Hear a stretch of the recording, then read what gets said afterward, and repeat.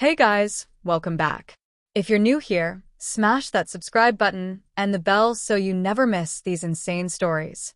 Today's one is gonna hit you right in the chest. It's called My Daughter Hid Her Wedding from Me, then 6 months later she tried to take my paid-off house. This happened to me in 2023, and I'm still shaking when I talk about it. Grab something strong because this is a long, wild ride. My name's Linda. I'm 58 now, living in the same little ranch house on East Camelback Road in Phoenix, Arizona that I bought for exactly $120,000 back in 1995. 3 bedrooms, 2 baths, cracked stucco, and a backyard pool. I resurfaced myself in 2008 for 12 grand.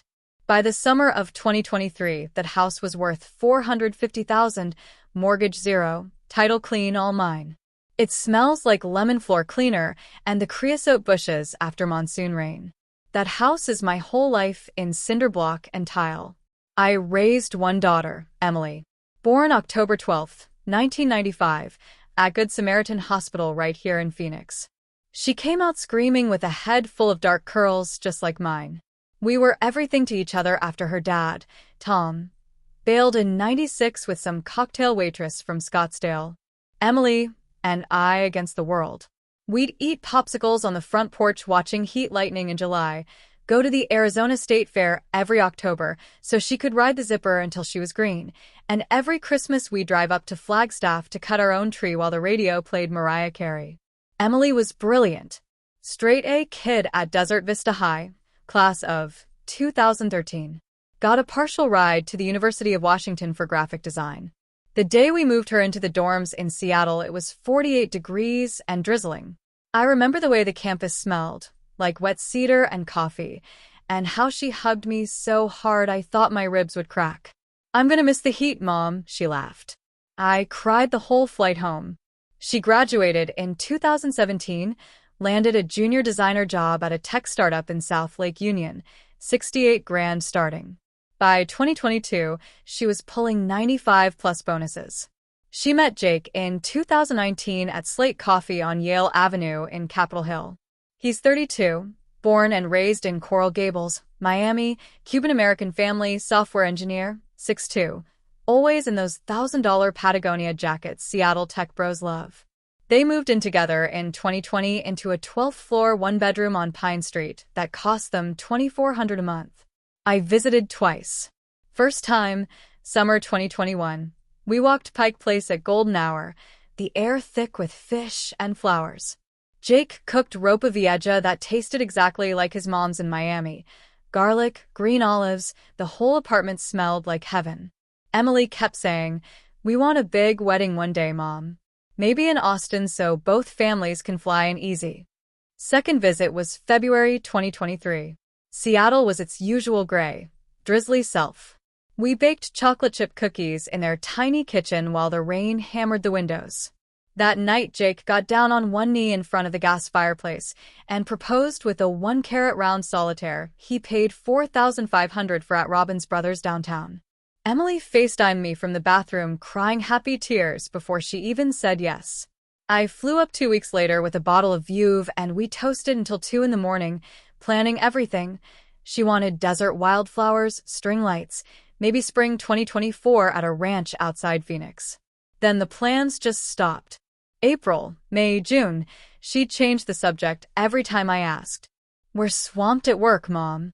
Venue prices are insane right now. We might elope, who knows?" I offered to pay for half. I'd been saving 20 grand in a wedding fund since she was 16. She laughed it off. "We're fine, Mom. Seriously." I let it go. Kids these days do things different, right? July 9th, 2023. 112 degrees in Phoenix. I'm on the couch in my AC'd living room, ceiling fan spinning, lavender candle flickering, scrolling Facebook in my nightgown because it's too hot to move. And there it is. A photo Emily posted literally 30 seconds ago. Her in a simple satin slip dress, hair in loose waves. Jake in a navy suit. They're cutting a tiny 2-tier cake in front of a flower arch dripping with white roses. Rain-streaked windows behind them. Caption: celebrating 6 months since we made it official. January 14th, 23. Best day ever. Love you forever, babe. 6 months. They got married the weekend after I flew home from my February visit. Courthouse, 20 guests max, no parents, no me. My heart stopped. I called her. Straight to voicemail. Texted. Emily. Call me. Now. Nothing for 4 hours. Finally, at 9 that night, my phone rings. I pick up shaking. Mom, before you freak out. Freak out? Emily, you got married? And didn't tell me? I'm your mother. Long pause. I hear Jake in the background telling her to put it on speaker. We didn't want drama, Mom. We knew you'd want this huge thing, and we just wanted simple. It was perfect. I'm sorry. Simple? I offered to pay. I would have flown up. I would have worn whatever. I would have smiled through the rain. I hung up crying so hard I threw up in the kitchen sink. Radio silence for 2 whole weeks. Then out of nowhere she FaceTimes me like nothing happened, showing off the new Mrs. Garcia tattoo on her wrist. I pretended I was fine, because that's what moms do. Fast forward to December 2023. Christmas. I fly up to Seattle. It's 40 degrees and pouring sideways. They pick me up at Seattle-Tacoma in Jake's leased Tesla. We drive to their new place, a 2-bedroom condo they bought in Belltown for $825,000 with a 6.8% interest rate. Mortgage payment? $4,900 a month. Plus HOA. Ouch. The condo's gorgeous, floor-to-ceiling windows, view of the Space Needle, but it smells like new paint and stress. Emily's pregnant. 14 weeks. She waited until I was standing in their kitchen holding a cup of decaf to drop that bomb. I screamed, hugged her, cried happy tears. All the wedding hurt melted for about 30 seconds. Then dinner happened.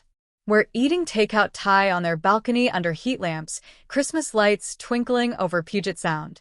Emily puts her fork down, looks at Jake, looks at me. Mom. Jake and I have been crunching numbers. With the baby coming, this condo's gonna be too small in 2 years. Daycare in Seattle is $3,000 a month. We're drowning. I nod, sympathetic. Okay, so, what are you thinking? She takes a breath. Your house in Phoenix is paid off. For bedrooms now that I'm gone. You're by yourself. We were thinking, maybe you could sign it over to us. We'd sell the condo, move down there, raise the baby poolside. You could downsize to a cute 1-bedroom nearby. There's tons under $300,000 now, and we'd even help you with closing costs. I swear the rain stopped falling for a full 3 seconds. I set my fork down real slow. You want me to give you my house? The one I paid for with 30 years of night shifts and overtime while you were growing up. The one with your height marks on the laundry room door.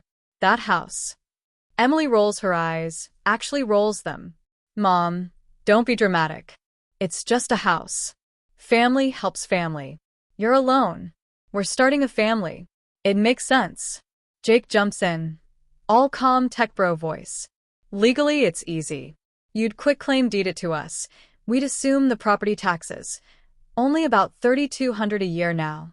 You'd walk away with 0 mortgage, and we'd be set. I laughed. A real, ugly laugh. And where exactly am I supposed to live? With what money? My retirement's decent, but I'm not rich. Emily shrugs. You could rent.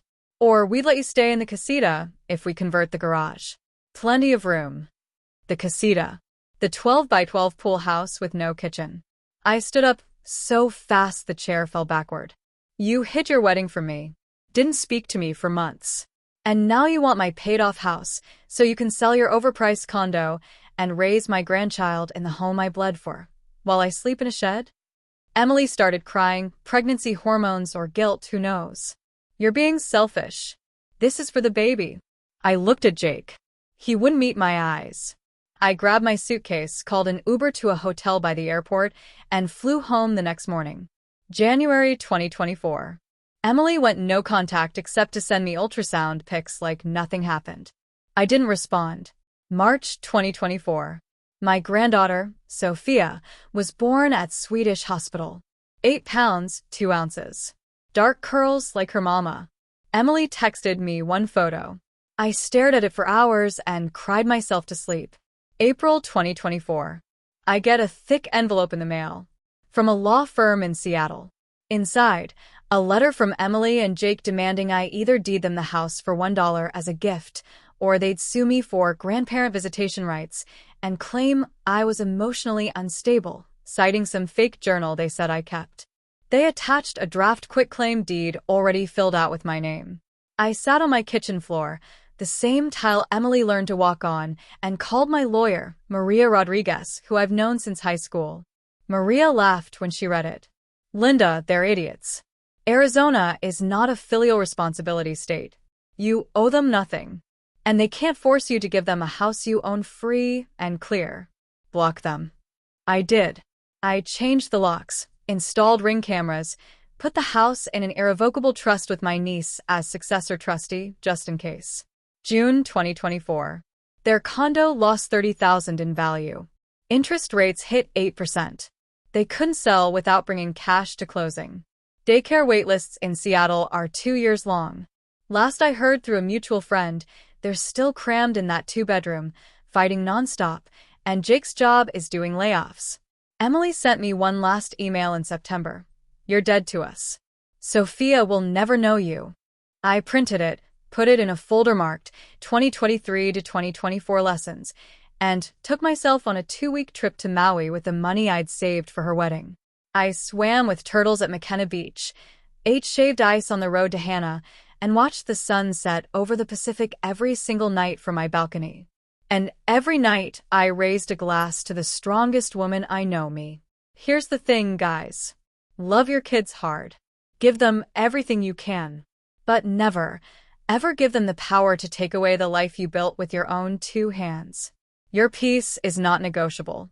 Your home is not a consolation prize for their bad decisions. And blood does not entitle anyone to your future. I miss my daughter every single day. I miss the idea of the little girl who used to fall asleep on my chest during monsoon storms. But I will not trade my dignity for a relationship that only exists when they need something. Sophia will find me when she's 18, if she wants to. And when she does, Grandma's pool will be warm, the guest room will have fresh sheets, and there'll be popsicles in the freezer. Until then, this house on East Camelback Road is mine. Paid in full, with 30 years of tears, double shifts, and love that apparently only went one way. Hold your boundaries, ladies. Hold them like your life depends on it. Because sometimes it does. If this story resonated with you, drop a heart in the comments, share it with someone who needs to hear they're not crazy for saying no, and I'll catch you in the next one. Stay strong, y'all. Love you.